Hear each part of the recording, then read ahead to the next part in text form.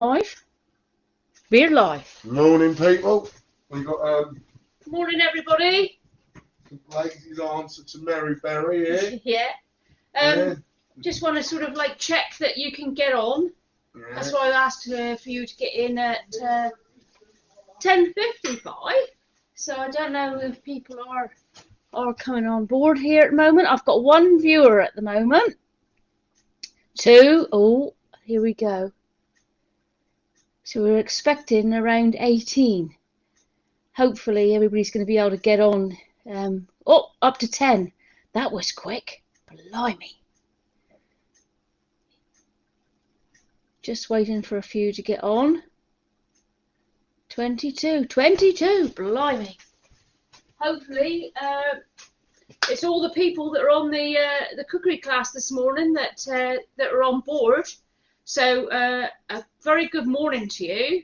I just wanted to get on before 11 o'clock to make sure that everybody can see what's going on. Now, the one thing that I have to say is I'm going to have to keep coming around just to read. So Natasha said, my son has now run off after some more prep. G's on board. Barry is from Mevagizzy. Blimey. Let's have a look. So I will keep disappearing, people, just to sort of like try and keep up with the messages. Hopefully everything will be pretty much easy to understand. So this morning we're making pizzas, and also we're making a cheesecake. So what time is it? Yeah, we've got another 3 minutes. Hopefully everybody's on. It's 11 o'clock. No, it's not. It's not 11 o'clock yet. It's telling me it's 10:57. That's the trouble with technology, isn't it? Can everybody hear me okay? That would be interesting to sort of like, so you can see me, but can you hear me? Because I don't want to be talking to myself.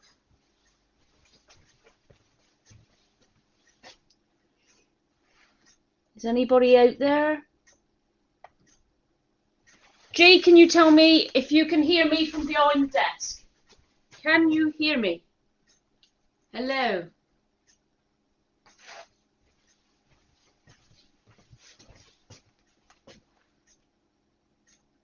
Yeah, hear fine. Oh, that's brilliant. That's what I want to know. Bro. Okay, blimey, we've got 26 on board here at the moment. That's good. Yeah, so we're going to make a pretty simple pizza dough this morning. People think there's quite a lot to it, but really there's not. It just means that you've got to put some elbow grease in it when you're needing the stuff. So before we start, I want to make sure that everybody has cleaned their surfaces, because we can't afford to have any germs on our workbenches, people. So I'm just going to move everything a minute and give it a bit of a clean off. Especially at the moment, got to make sure everything is super clean.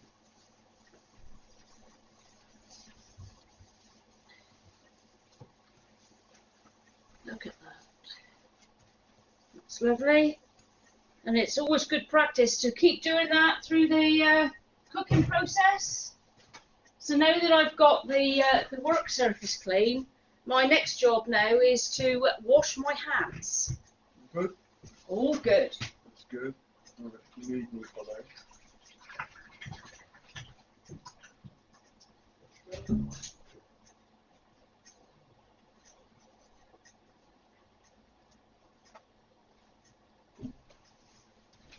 Right, so lovely clean hands. So a little bit of housekeeping here. Obviously there's going to be a little bit of knife work today because we're going to be chopping onions and things to put on top of the pizzas. Please, I would prefer the responsible adult to do that, unless the children are older, of course. But we don't want anybody cutting themselves, ending up in A&E, and not enjoying the experience of cooking. So I think we are at 11 o'clock. Hopefully everybody is on that needs to be on. So we're going to start by doing the pizza base, because the pizza base needs to pump up and be filled with air. So if we start with that, we can leave that and we can go on to the cheesecake base and come back. So you're going to need 500 grams of plain flour. She's going to put her glasses down a minute so she can see what she's doing. Now this is going to make 4 fairly large pizzas. I should have worked out how much it's going to cost really, and I suspect that the 4 is only going to cost £2 at most, so that's like 50p a pizza. So it's worth doing, and everybody gets a chance to put on what they want rather than be told what they're going to get. So into the bowl we're going to put the 500 mils of plain flour, and you can add a little pinch of salt to that as well if you want to. Now here gets the fun bit now. So I need to get myself 275 mils of warm water. So if you can get yourself 275 mils of warm water, that'd be lovely.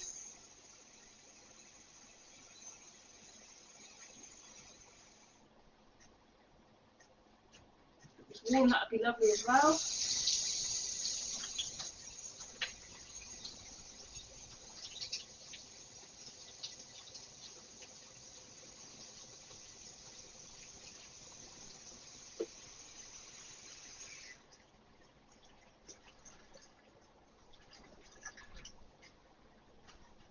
I'm hoping you've all got a jug.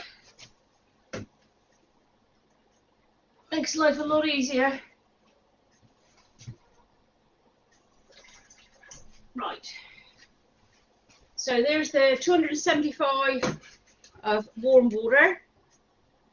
Now I did a little bit of a fact sheet because I think that it's good to sort of like teach the children a little bit as well. So yeast is known as a microorganism, and it's funnily enough classed as a fungus, and we all know that another fungus is a mushroom, so it's of that family.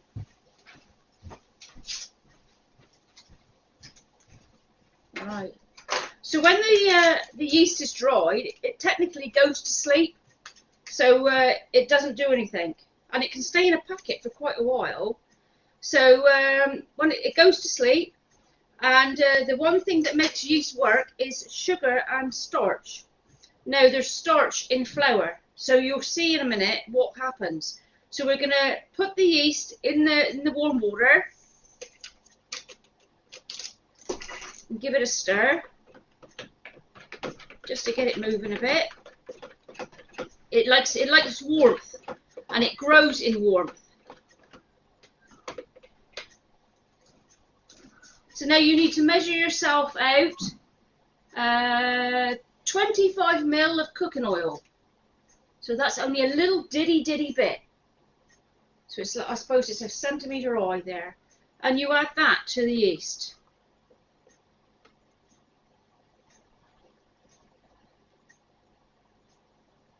Give it a real good stir, because this is when the fun happens.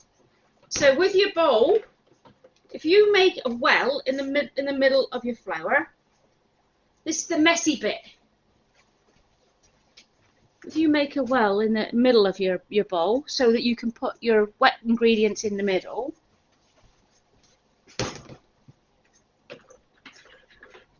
so we're going to tip all that lot in. And firstly, I'm going to give it a little bit of a stir with my spoon.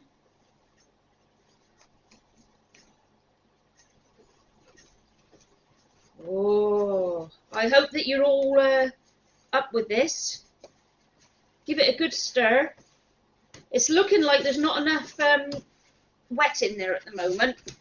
It's looking a bit like you're thinking, oh, I need to put more water in, but don't, because it's surprising how quickly it will pick it up. I'll show you again now. So it's looking a bit raggy in there now, look. Just checking. Hello from Truro. Hi Ashley. Let's have a look. I've got some messages. Yes, can you hear clear? I can hear clear. Just checking the messages. Hi from Millie and Harvey. Hi. Brilliant. Okay. So we've put the wet into the dry, and I'll give it a good going over with the spoon a minute. Now you need to get your hands in there and squish it, so that it picks up all the dry stuff that's in the bowl.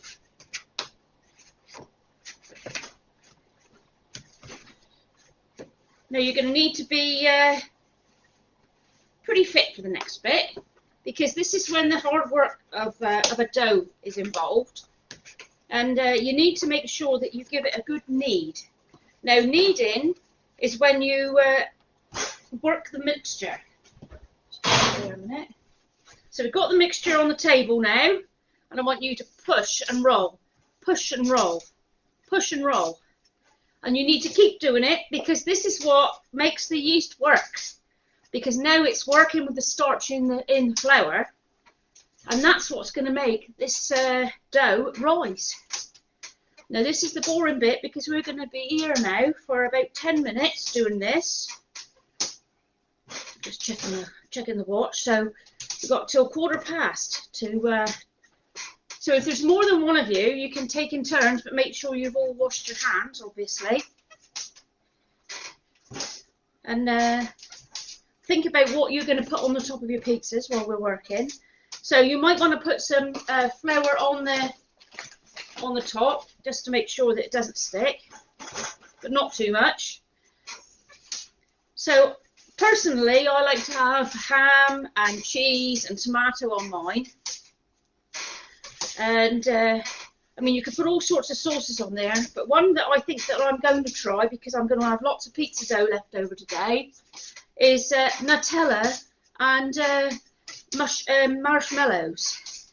There's no reason why you can't have a sweet pizza, no reason whatsoever. So just think about what do you fancy that you'd like to put on your pizza? Would it be sweet? Would it be fruit? Because you can always do that as well. Or jam, or are you a tuna person? Tuna and sweet corn? So many choices. Just because the shops say that you have to have tuna and sweet corn, or chicken and barbecue sauce, that'd be nice on a pizza. Give yourself a few choices, because there's going to be enough for 4 pizzas here. So make sure that you decide what you're going to put on there.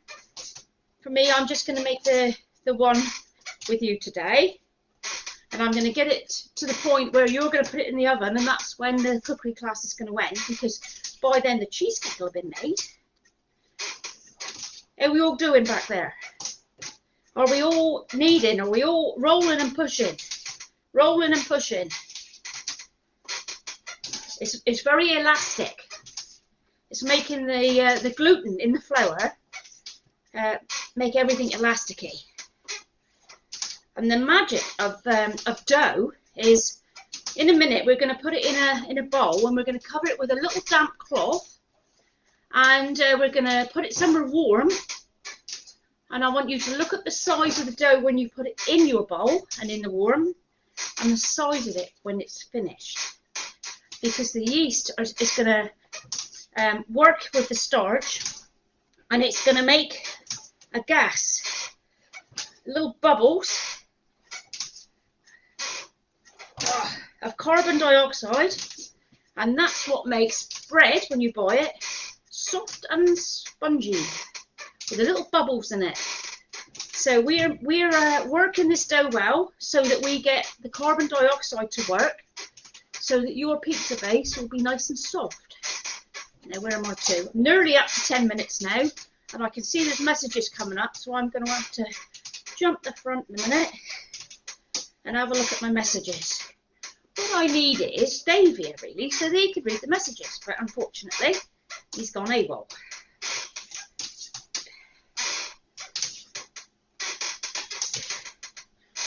So if you've got somebody there with you that's not currently kneading, if you make sure that you get a tea towel or something a little bit wet, not soaking wet, just damp, because when it goes in the heat, wherever you're going to put it, whether it's on a lower heat in your oven, or in your airing cupboard, or on a shelf above, a radiator, wherever the heat is. You want it to work, and the warmth will make it expand. Right, okay, I'm happy with that.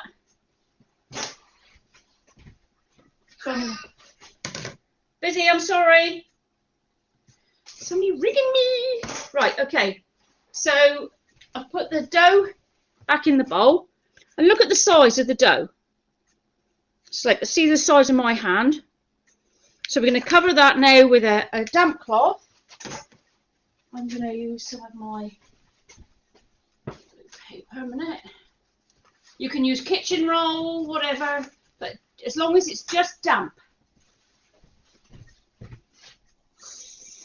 Hopefully that's not somebody that's supposed to be on the cookery class trying to ring me, say they can't get on. While I'm doing this, I'm just going to have a look. Morning, Shelley. Oh, that's good. Hi, Betty. Oh, there's several on at the moment. I don't want to... Let's have a look, yeah.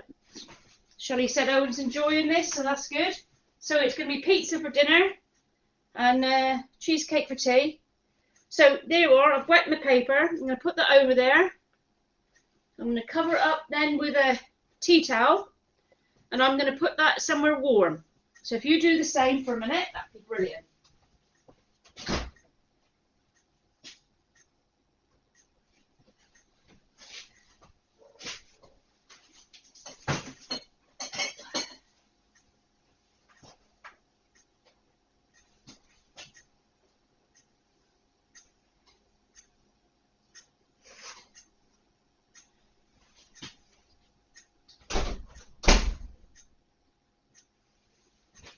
Okie dokie. So there's the first process done. So we've got to leave that to work now. So because we're going to be changing to another food item, you need to wipe down your surface. Keep it clean.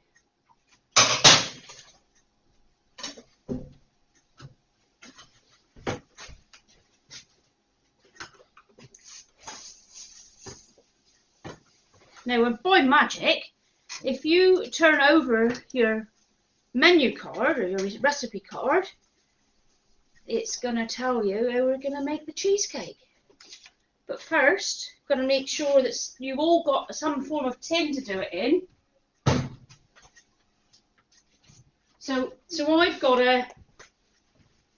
a silicone tin. Sounds a bit daft calling it a tin, but I don't know what else you would call it. A silicone container. So this one is 8 inches. I don't know what that is in new money. 20 centimeters. 20 centimeters. So this is going to be what I'm going to use to do my cheesecake. So we need to make sure that we line the cheesecake so that it comes out of the mold in one piece. So while we've got 2 minutes, and hopefully you've got a responsible adult who can help you if you're little.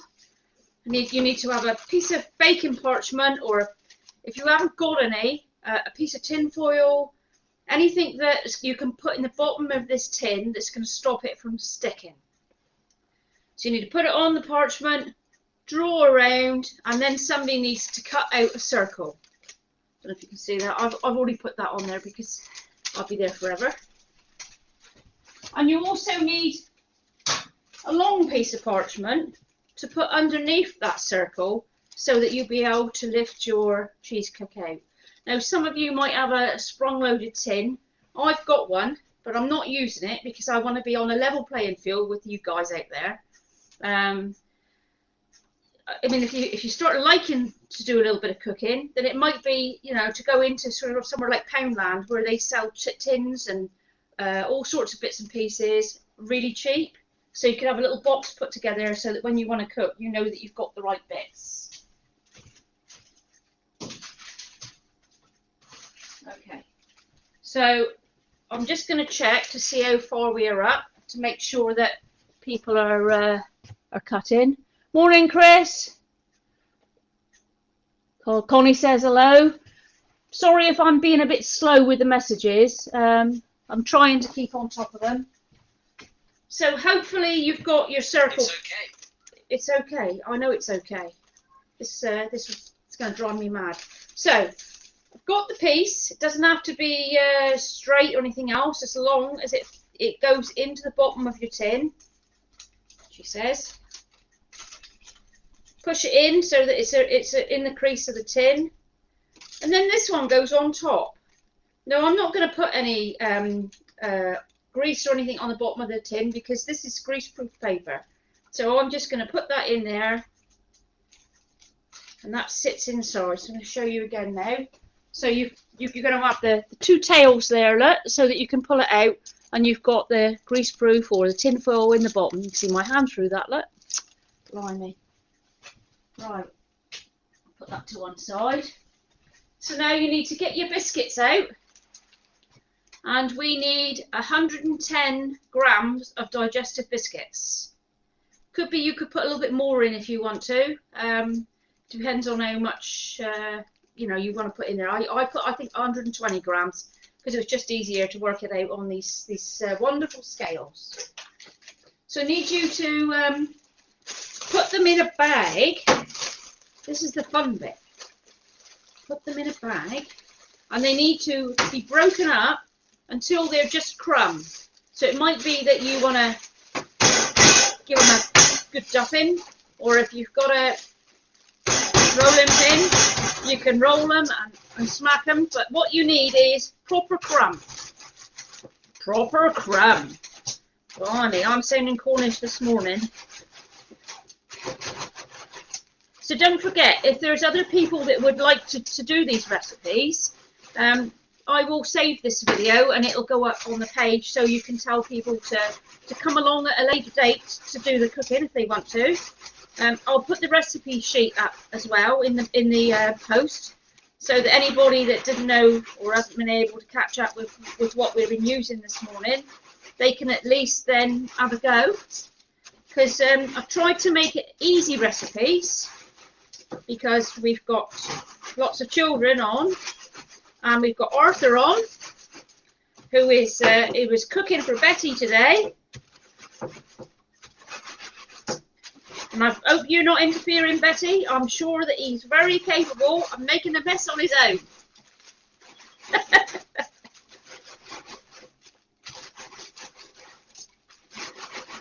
Right, how's that looking, people? Is it looking crummy?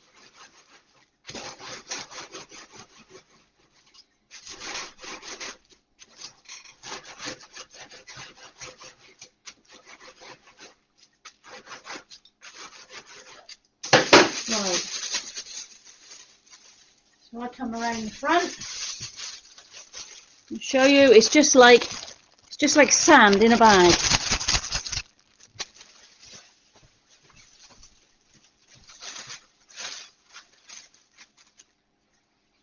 Right, now I'm maybe not going to do the same as you here, because I will be out of shot too long if I go over to the hob.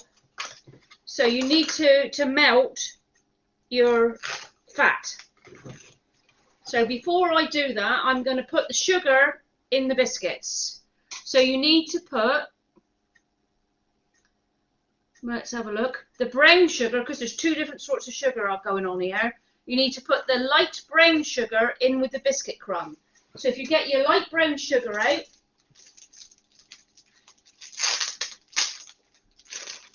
and you need 25 grams of light brown sugar.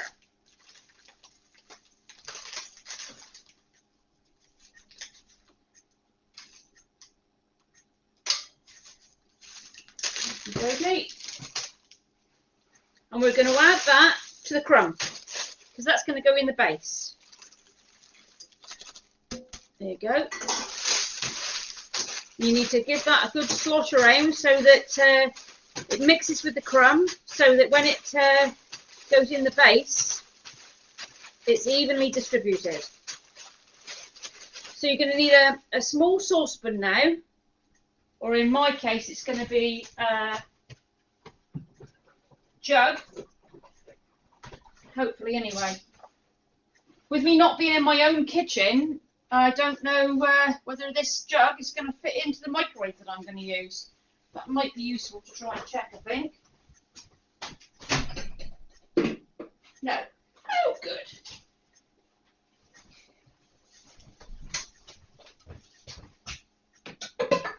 Okie dokie, let's try this one.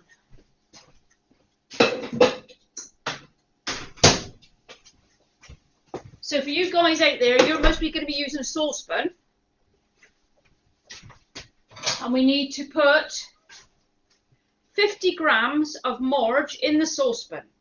Or if you're doing it like I'm doing it and you've got a big jug, because you need a big jug because the biscuits and all got to go in there, in the microwave. But if you're doing it in the microwave or on the hob actually, make sure the responsible adult is there keeping an eye on what you're doing. So you need 50 grams of marge.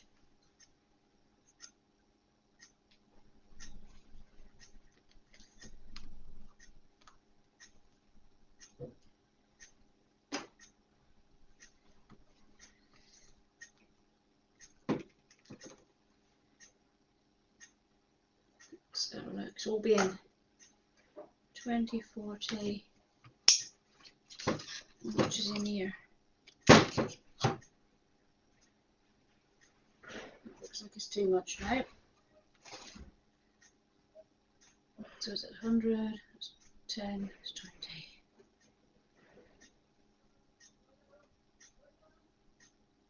Right, okay, I think that I'm there. Just a little bit more. Good to make sure that you get the fat right, because if you have too much of it, it makes the biscuit base go really hard. No, a bit more.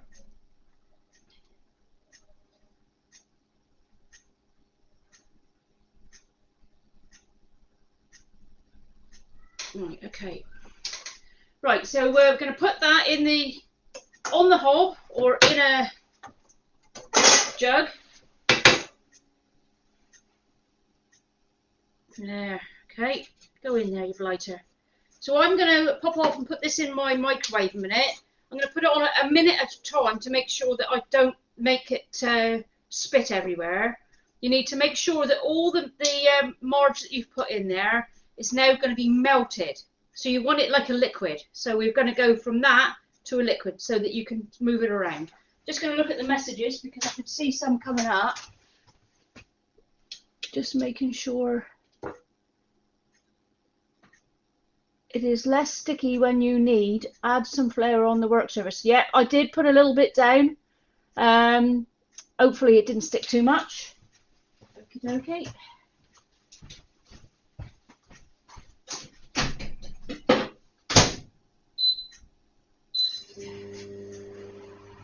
So I'm going to leave you to your own devices a minute to melt that butter.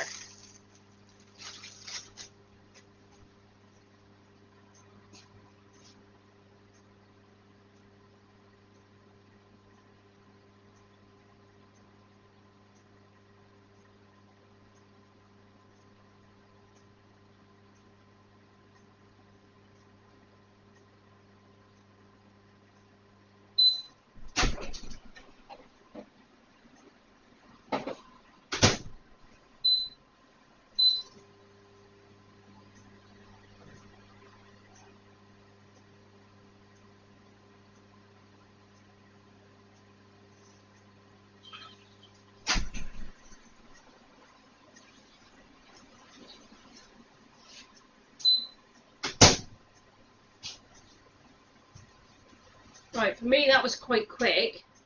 Hopefully the butter is now melted. While we're at it, am I going at a decent speed? Am I rushing people? Let me know, because obviously this is the first time I've ever done this. Ready for fishing them crumbs.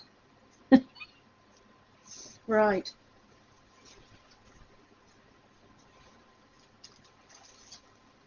So just going to give everybody just a little minute.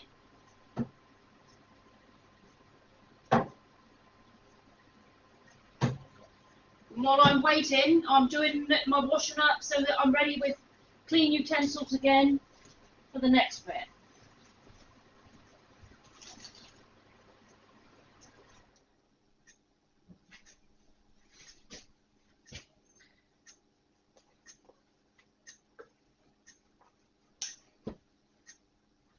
Okie dokie. Hopefully everybody's got their marge melted now.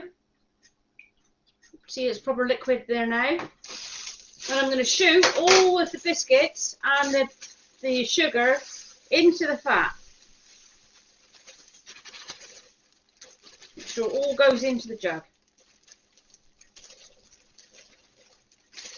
Okay. And now you need to stir all the biscuit into the marge. And it will go from looking quite light and crummy to like a golden brown, so you can see that it's actually soaking up all the fat.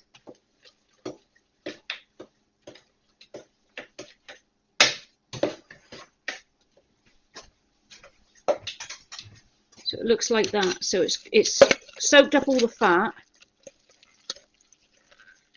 There you are, look. What we're going to do is get the tin out.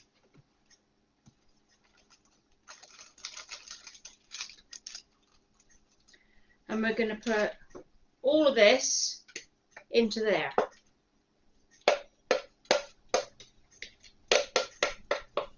Let's have a, take off the spoon.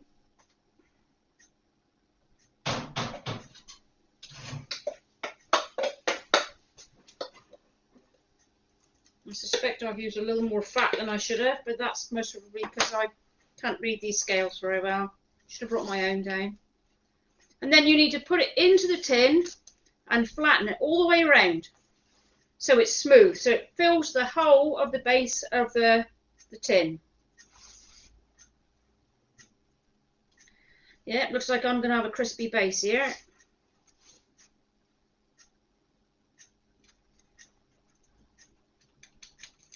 So make sure it's pretty level. Go around the outside and pat it down.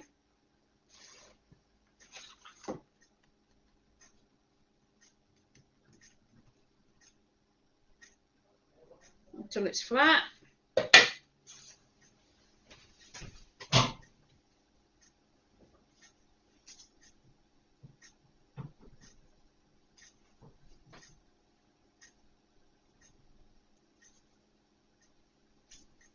Brilliant.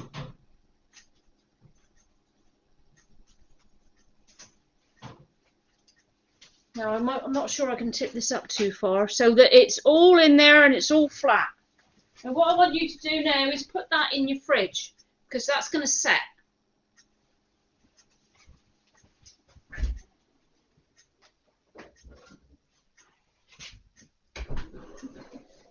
Right. Dishes once more.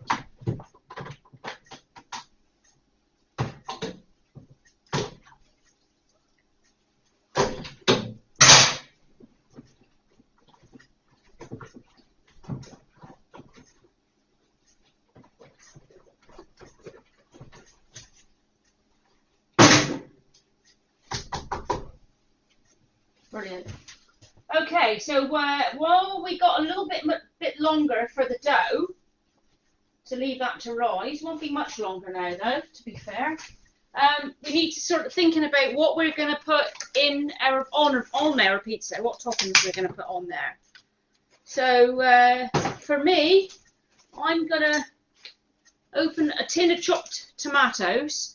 You've also got tomato paste, so if you want to squirt tomato paste on there and spread it like butter on the top, that's fine.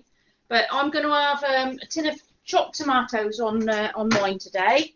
She says, if there is a tin opener here. If there's no tin opener, it could very well be that I'm going to go into the tomato paste. Oh, there it is. 2 or 3, I think. Let's have a look. Yeah, it is working. Brilliant. So because I'm using the tomatoes, there's going to be a lot of juice in there, so you need to drain them off.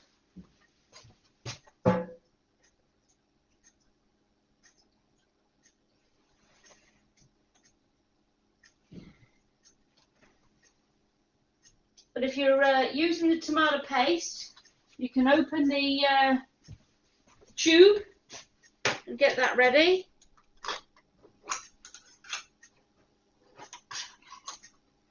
do that without losing my fingers. The great thing about tin tomatoes is they are fresh.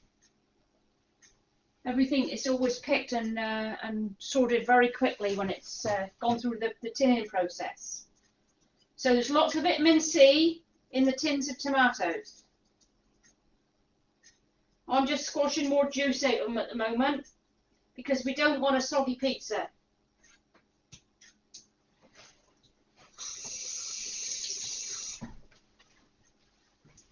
Okay, so I'm going to chop a couple of onions, and I've got some ham, and at the moment, because of the way we had to do the kits, we've got tinned mushrooms. Now, I would normally use fresh, but we've just got to be, you know, useful at the moment of what we've got, and it was easy for me to do tins and have them delivered than it was to get fresh. But these things are staple covered items.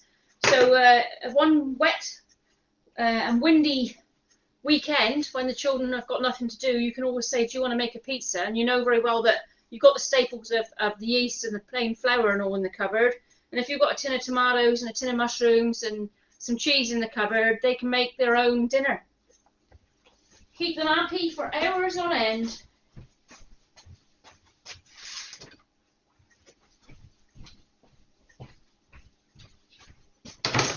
So I've got some onion to chop. So I made a pizza last night, and I cooked it this morning when I got down here to make sure that I've got one to show you, because what I said was, you know, we'll get everything ready to put in the oven, and that will be the end of the live, because there's no point in me standing here for the next 15 minutes waiting. So what I'm hoping is that we'll see some pictures go up in the post afterwards of how well you've got on with the cooking. That would be brilliant to see that.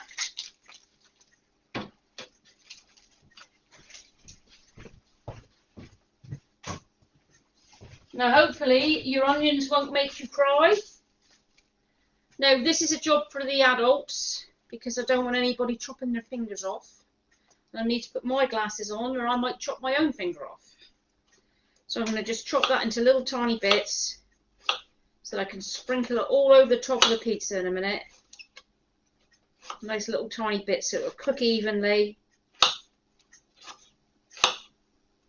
So if you've got fresh mushrooms, or you've got fresh tomatoes, you can slice them as well and set them aside. I'm looking forward to seeing the dough. I'm hoping that it's got a lot bigger than it was. Last night the dough was twice the size as when I did it first. So I'm hoping that we're all going to be surprised this morning. So I hope the children are enjoying themselves and they're keeping up with me. As I say, if you think that I'm going too fast, then tell me. I will slow up a bit. I think actually that's enough onion there. So for me, obviously because I'm using tin mushrooms, they're already cut. I've got the tomatoes all there now, and I've got ham. Got some ham to put on top. So because this is nice and square, what I'll do is I won't use it all. I'll use half the packet, and what I do is I roll it into like a sausage. And then I cut down the middle of the sausage and then cut along so that you've got little thin strips of ham. I'll show you in a minute when I've finished cutting it. Because it's easy to sprinkle on the top of the pizza so that you get an even coverage.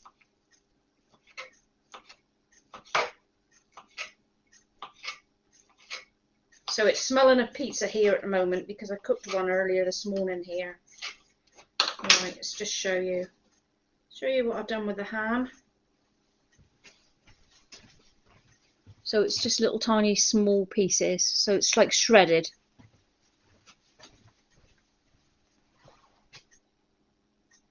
Okay, I think that's what I'm going to put on there. So I've got my onions done, I've got my ham cut, and I've got my mushrooms, and I've got my tomatoes. Hopefully if you're doing 4 and you're doing different toppings, you know, you've got tuna there and sweet corn. There's plenty of choices. Let's just move that over a little bit. Right, I'm going to go and have a look at my dough. And I suggest you have a look at yours as well, see what's happened.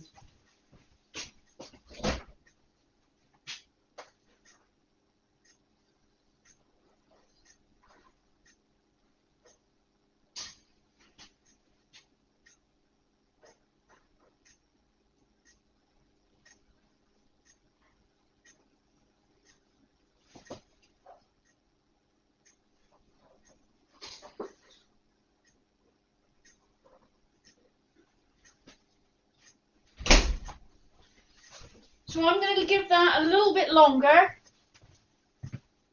The thing about it is, you know, you're not gonna knock this back. So whatever comes out now, you're just going to cut into 4 and start rolling. So you need to make sure that you've got a rolling pin handy.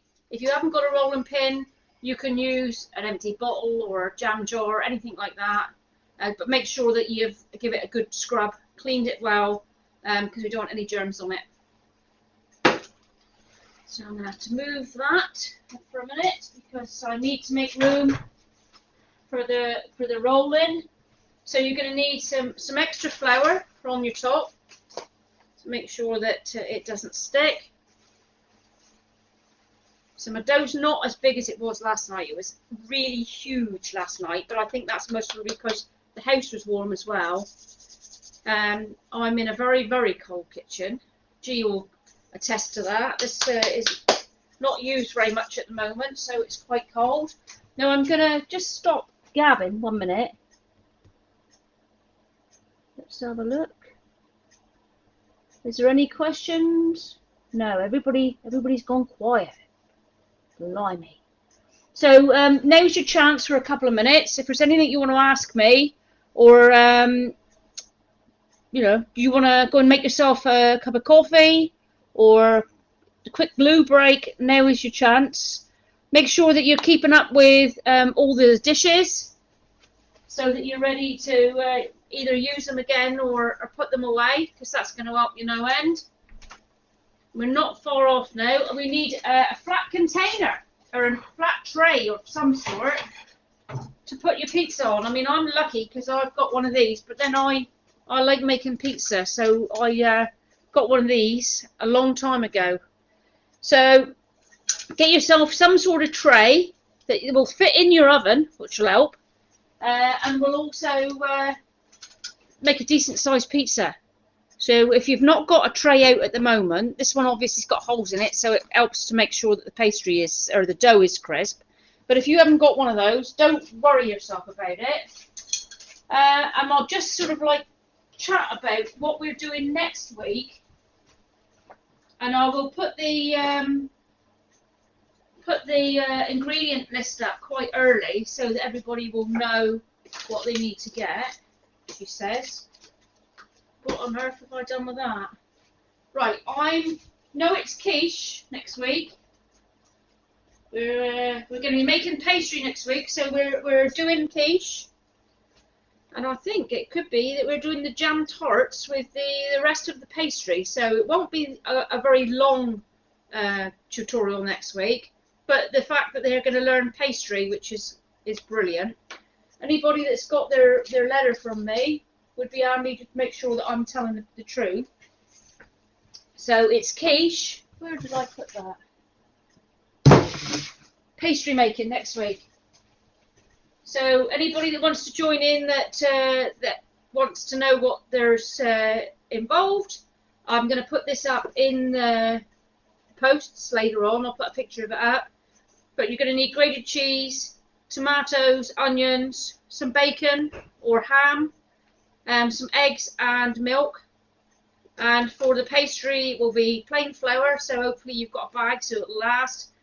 Marge, a pinch of salt, and 2 to 3 tablespoons of water. So nothing too much, and of course a jar of jam, because we all like jam tarts. And I know that when I was little, Mum used to make pasties or what have you. Don't put the salt in the pastry, and then we'd have the leftovers to roll out, and we used to make jam tarts, which was brilliant. So right, I'm going to get the dough out now because I'm conscious of the fact that we need to get on. And hopefully you've had a few surprises. I'm wanting to know if anybody wants to put any pictures in the posts there, carry on.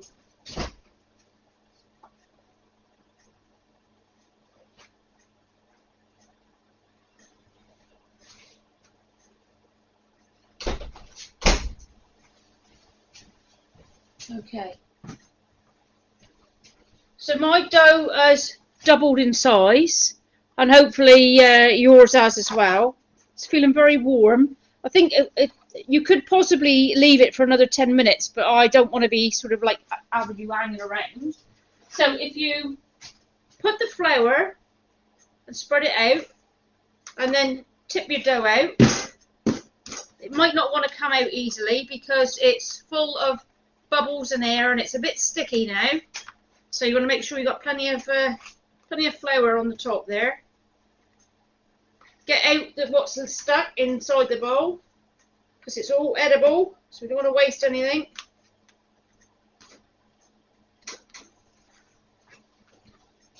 Now, the difference with making dough for a pizza than making dough for bread is normally you would knock this back, as in you would start kneading it again, and then you would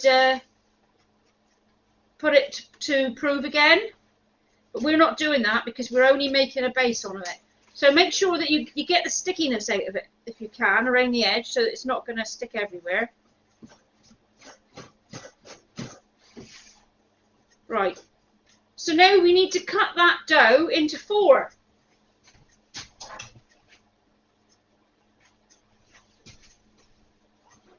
So if you've got a, something like a circle there, cut it in half and then cut it into quarters so that the pieces are more or less the same size.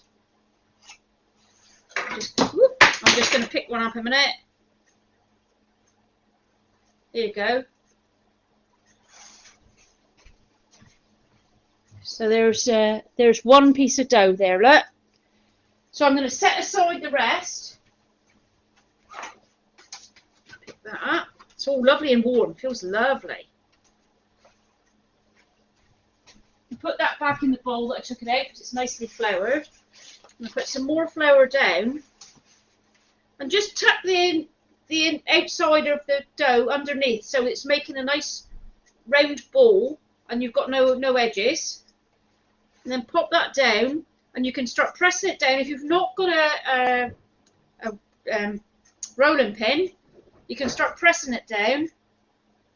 Now the thing about the dough is, because it's got lots of bubbles in it, it's trying to spring back. So don't put too much pressure on it too quickly, but start rolling the circle out. And it doesn't need to be a perfect circle. This is not a shop-bought pizza. This is a creation that you've made, that you can be really pleased that you've made.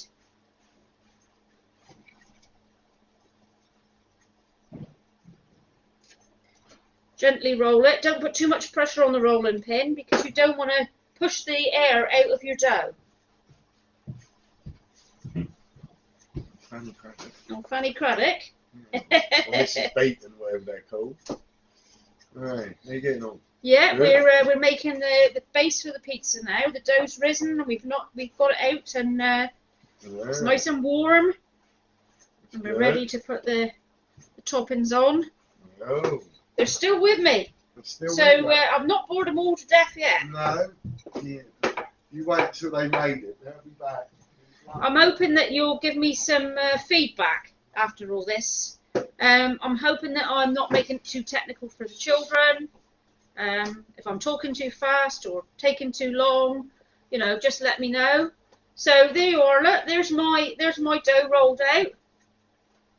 Nice big circle.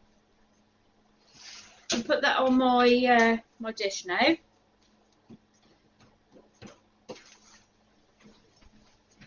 So as you can see, it's not a perfect circle. It doesn't need to be. It's what we put on it. Now I've got some doing a fab job. Thank you very much. And G loves jam tarts. Well, I better make sure I make lots of jam tarts. Right, okay. So, need to clean up the mess.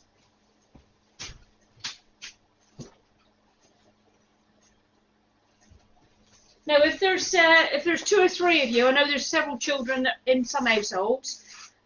You need to make sure that they've all done their rolling, so they're all in the same place. Hopefully, you've got all the fillings and things that they fancy on their pizzas.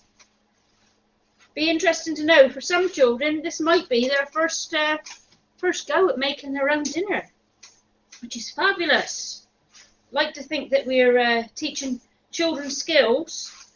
My mum taught me how to cook when I was little, and a lot of the stuff that she taught me I still use now. And won't it be nice? One day you might say, oh, Miss Giles taught me how to cook. She taught me how to make a pizza when I was 6. That would be lovely. And if I see any of you out when I'm out and about, and you've been on one of the classes and you've made something, don't forget to say hi and tell me what you've made since, because I'm hoping that it will start you making other things as well. So we're going to be making flapjacks and cowboy hot pot. Now that's my big children's favourite. You'll all love making the cowboy hot pot, and it's so easy to make and so quick to devour. Right, where's my blue paper? Let's wipe that down.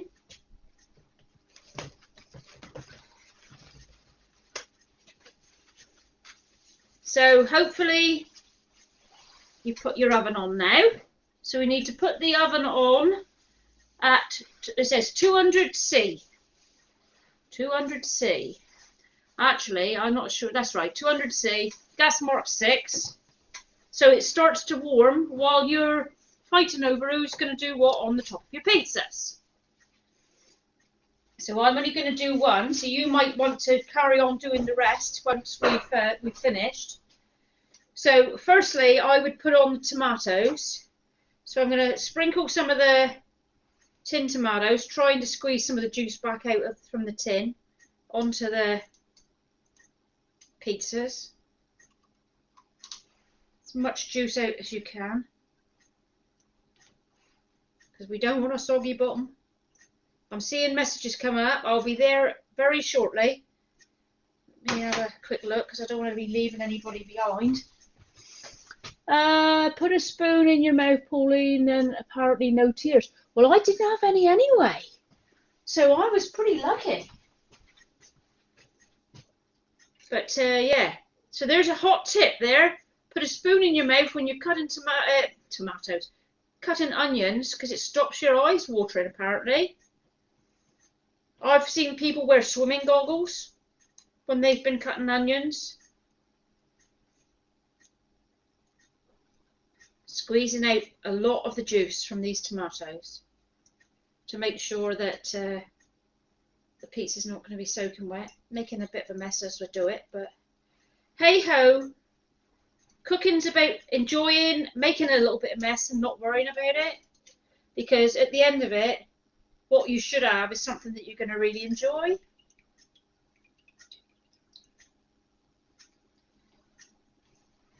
So if anybody wants to post what they're putting on the top of their pizzas, that'd be good.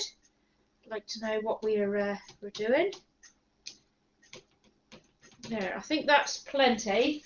I'll put much more on. I think it's going to make it properly soggy. You notice I keep disappearing and washing my hands. Please keep making sure that you wash your hands between process. So there we are. So there's, I've got the tomatoes on there, look. I need to wipe up that as well. It's a bit of a mess. Okay, so now is the fun bit. So I always leave the cheese till last, because then it goes nice and crispy on top. So I'm going to start by laying out the mushrooms. So you can put on whatever you fancy. Hopefully you've sliced a few things and you're gonna catch up with me. Hopefully you're putting bits on.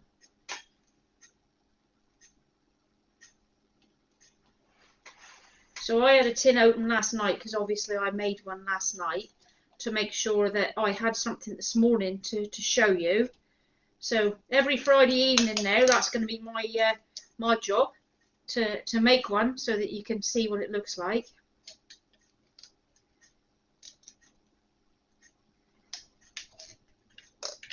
So I'm putting a half a tin of mushrooms on this pizza, the half that was left last night. But there's lots of things that you can put on pizzas that you've got in the cupboard. I really like tuna at the moment, tuna and sweet corn. Okay, so mushrooms are on. Just going to give you a little bit of a quick look at that.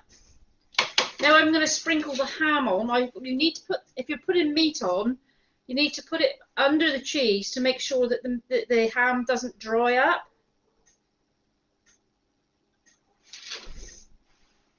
Oh, pizza for lunch. Now, I didn't use all the dough. I made a big dough last night. Didn't use it all last night. So I split the other 3 pieces up that was left, and I put them in plastic bags, and I've frozen them so that if you want to make up some pizza dough when you've got time, and it's there ready for the children or another day, you can put it in the freezer, take it out, defrost it, and start rolling. Now, onions next. Love onions. There's plenty of onion I'm putting on mine. I wonder what you're all putting on your pizzas. If you don't mind having pictures of your children in the posts later on, be lovely to see that they've enjoyed their lunch.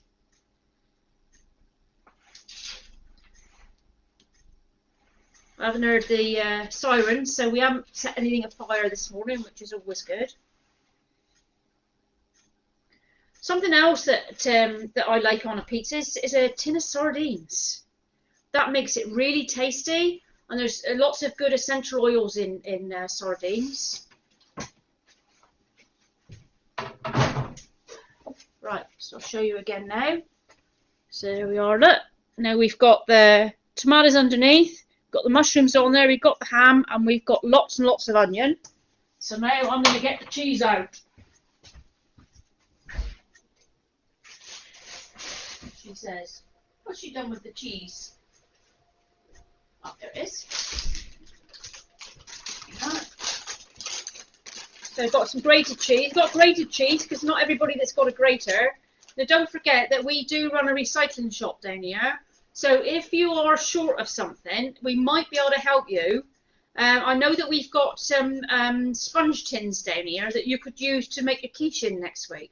So if you need to avail yourself of something to put the quiche in next week, then let me know and you can pop in and pick up a tin. I think we might have a set of scales down here, so if anybody is struggling and you haven't got somebody that you can ask to borrow, then let me know and you can have them as well. It's all about recycling. It's better to use seconds than go and buy more. And of course, a lot of the shops are shut at the moment anyway, so I don't expect you to be able to get them. So I'd put a fair bit of cheese on this. Let's have a... So you can go as close to the edge as you like, and you can put on as much as you like. So look at that. Look at that. Is that not a thing of beauty? Quiche dishes. Yeah, they can use the tins. There you go. So I'm going to put that one in the oven later.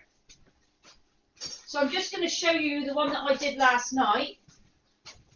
And as I said, I like to put lots of cheese on it and make it crispy. So this is last night's. So it's got the same thing on there. It's got the thin and crispy base, and it's got the ham, the cheese, and everything on there. And I know Dave's had his eye on this one, so I'm sure that we'll be having a lump of that later. Right. So washing hands, clearing down, getting ready for the next extravaganza, which is going to be the finishing of the cheesecake. G, are you coming down to avail yourself of a cheesecake in a minute? Because I can't take two of them. You'll go bang.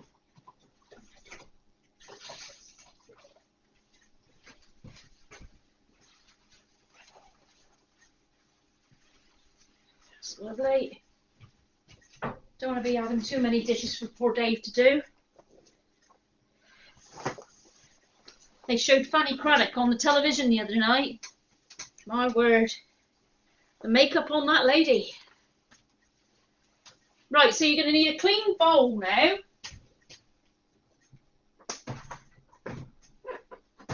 So give this one a bit of a wash out. Save me having to use too much. So you want a nice big clean bowl. You need some form of whisk, and if you haven't got one, you're going to need a fork.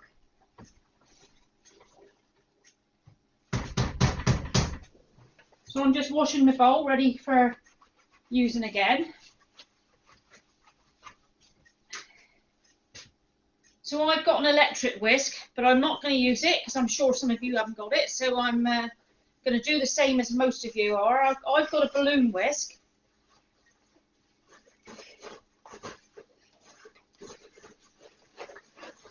I don't know whether the market is open at the moment, but there's a stall down there that sells lots of utensils.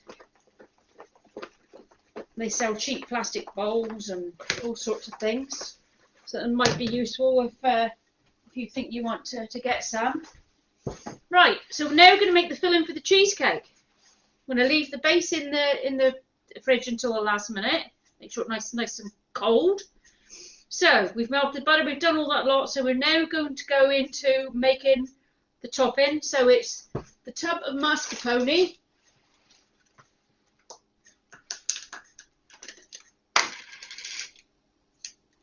Is there a little tab on this? Yes.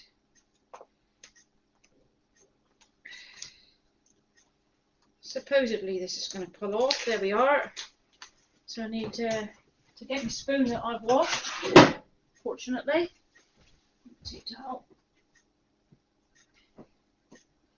Put the whole pot of mascarpone in the pot. Oh.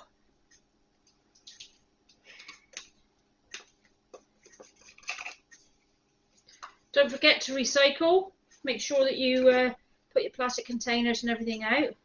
So Blazy has a very poor record for recycling, and I want to see that change. So if you can all start recycling anything that you can, that would be brilliant. Let's show the people of Cornwall how great St Blazy is. So I've got the mascarpone in there, and I now need 55 grams of caster sugar.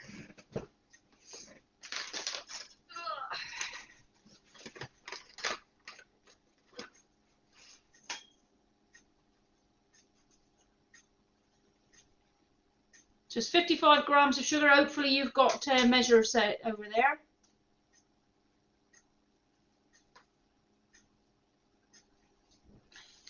Okie dokie. So that's going to go in with the mascarpone. And we need 40 mils of lemon juice. 40 mils.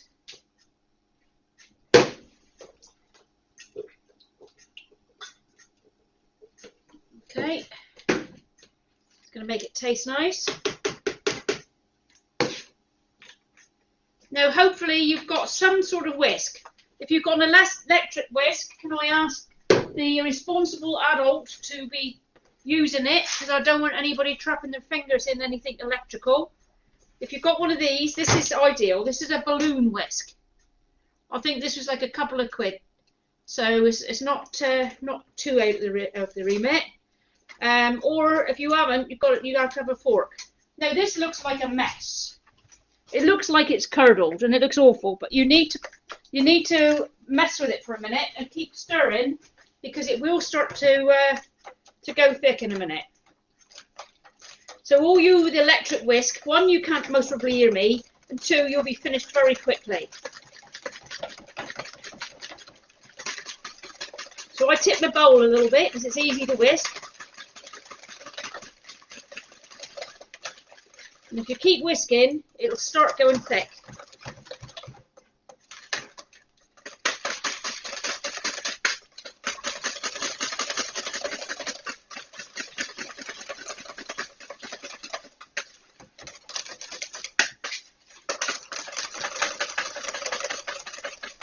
Grit my teeth now because I'm having to use all my might to get this to go thick.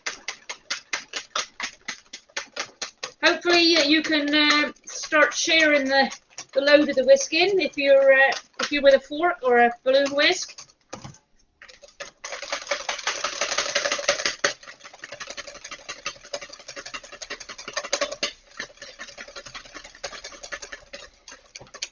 That's not going as thick as last night. I'm going to add a little bit more sugar. Yours should be alright.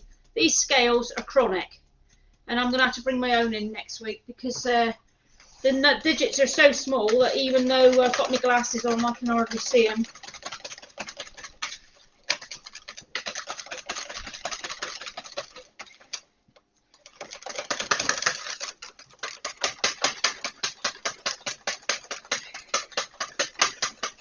This will go thicker when it's on the top of the cheesecake, because you're going to put it in the freezer or the fridge.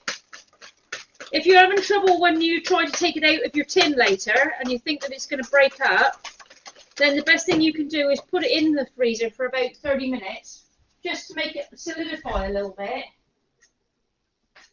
Okay, so if you get your base out now, it's nice and solid. It's all gone hard now. Put your topping on.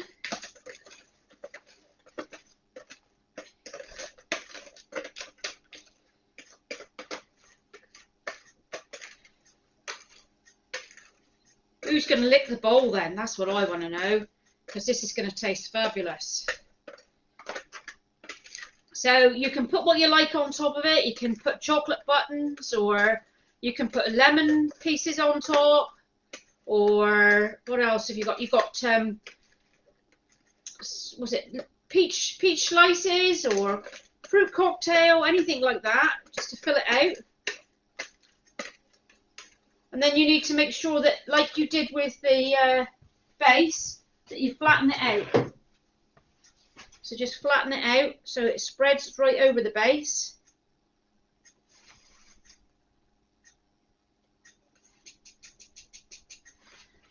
And that goes back in the fridge. And it's got to stay in the fridge for a couple of hours. There you are. It's all on there, all spread out.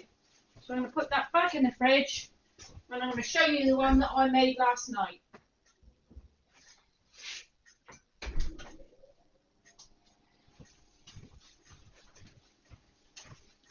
So there's last night's cheesecake. If you want it to be bigger, you can just double the amount that you use. But if you're going to put fruit and things on the top, fresh strawberries or anything, I'm sure that that's going to be tasty enough. So I think that's me done. So hopefully you've enjoyed the class, and that you've learnt how to make the pizza dough. You've made yourself some fabulous pizzas. You've learned how to make a cheesecake, so you can tick that one off as well. And next week we'll start having a go at a quiche. So we do a sweet and a savoury every week. Just going to have a look to make sure I've not missed any messages. She will look cheesed off now. Our scales are so old they are only measuring in pounds and ounces. We've guessed the amount. Well, that's ideal. What I'll do is I will find out what the equivalent is for you in pounds and ounces next week to make sure that that's done. Connie has already made the cheese as the pizza dough has not risen. Made the cheese. Oh, pizza dough's not risen. Oh, blimey. The only thing I can say is perhaps maybe leave it a bit longer next time. I took it out quick because I didn't want to be holding you up for another 30 minutes. So that's us done for the day, I think. Got another message coming up. Let's have a quick look. Nice one, Pauline. I'm hungry now. Good. Well, you can always do some with us next week, Chris. I'm going to put the new menu up for next week. Shelley said that was fantastic. Thanks so much. Owen sending his pics into school as his homework. See, this is the thing. The great thing about cooking is there's lots of elements to it. So it's the English of reading a recipe, the maths of using things to weigh out, and the skill that you're learning at the same time. So yeah, I think the school should be pretty pleased with you lot that you've had a go. Yeah, make sure you take plenty of pictures and share with us and share with everybody else, because it's a great thing you're doing. Learning the skill, learning to cook. So without further ado, I'm going to have to come round the front and say cheerio.